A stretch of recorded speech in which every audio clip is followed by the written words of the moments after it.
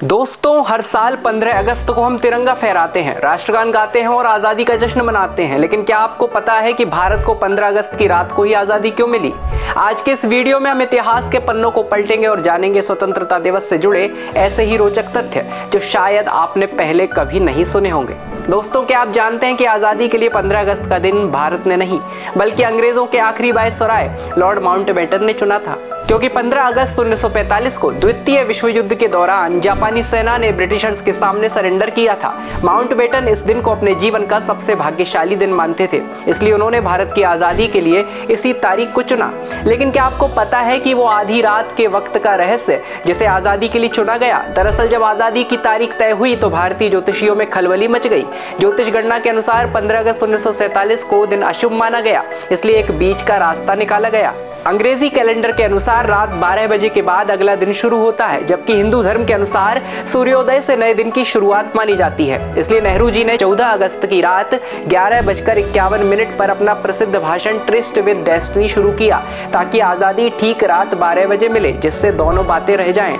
अब जो बात मैं आपको बताने जा रहा हूं उसे सुनकर आपको और भी ज्यादा हैरानी होगी। दोस्तों, 15 अगस्त 1947 को हमारे पास हमारा खुद का राष्ट्रगान नहीं था। जी हां, रविंद्रनाथ टैगोर ने जनगण मन को 1911 में ही लिख दिया था, लेकिन इसे आधिकारिक रूप से भारत के राष्ट्रगान के रूप में 24 जनवरी 1950 को अपनाया गया था।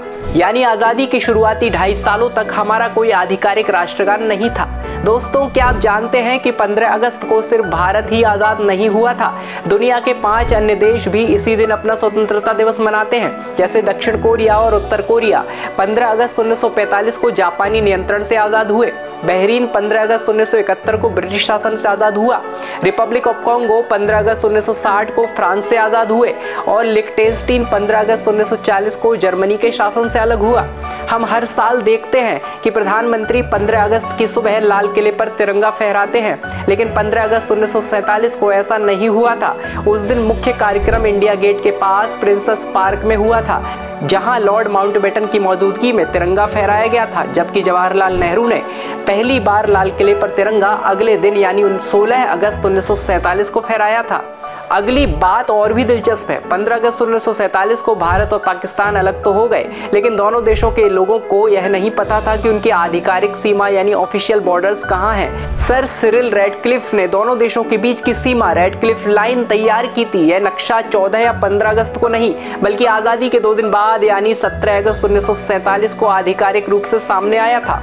सबसे खास बात कि जब 15 अगस्त 1947 को पूरा भारत अंग्रेजों की गुलामी से आजाद हो गया, तब भी देश का एक हिस्सा गुलाम था और वो था गोवा। दरअसल गोवा पर पुर्तगालियों का कब्जा था। अंग्रेजों के जाने के बाद ही पुर्तगाली गोवा छोड़ने को तैयार नहीं थे। आखिरकार भारतीय सेना ने 1961 में ऑपरेशन विजय चलाया और 19 दिसंबर 1961 को गोवा को भारत का हिस्सा बनाया। क्या आपको हमारे राष्ट्रीय ध्वज तिरंगे से जुड़ा यह नियम पता है कि भारत के कानून फ्लैग कोड ऑफ इंडिया के अनुसार भारतीय राष्ट्रीय ध्वज केवल हाथ से काते गए और बुने गए खादी के कपड़े से ही बनाया जा सकता है। ऊन, कपास या रेशम का खादी होना जरूरी है। और सबसे दिलचस्प बात, क्या आप जानते हैं कि भारत में आधिकारिक रूप से तिरंगा बनाने और उसकी सप्लाई करने का अधिकार केवल एक ही संस्था के पास है?